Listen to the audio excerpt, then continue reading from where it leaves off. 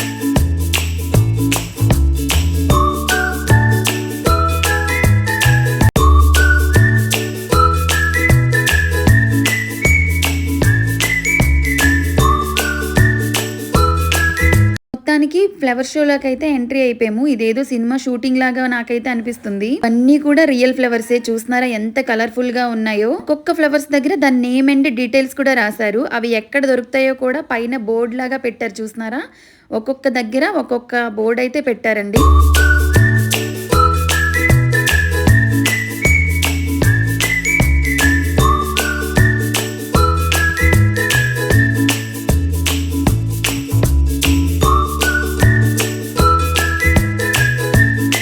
అక్కడ సెక్యూరిటీతో తిట్లు కాసి మరి ఇందు లోపలికి వెళ్ళి అది రియలా ఫేకా అని కూడా చూసానండి. మొత్తం కూడా రియల్ ఫ్లవర్సే. అంతా ఒక సెట్ లాగా వేశారని చెప్తున్నాను కదా. దాని మధ్యలో స్ప్రేస్ అయితే పెట్టారండి. చూడండి, మీకు ఈ వీడియో క్లిప్ లో కనిపిస్తున్నాయి కదా, అవంతా వాటర్ పడుతుంది అనమాట. ఆ ఫ్లవర్స్ పైన పడి అవి ఫ్రెష్ గా కనిపిస్తున్నాయి. ఇక్కడ ఈ ఏనుగులు అయితే హైలైట్. అసలు ఫ్లవర్స్ 12 to 15 డేస్ ఉంటదంట. ఈ రోజులు ఎలా మెయింటెనెన్స్ చేశారో నాకు ఇప్పటికీ అర్థం కావట్లేదు. అన్ని కూడా చాలా ఫ్రెష్ గా ఉన్నాయి.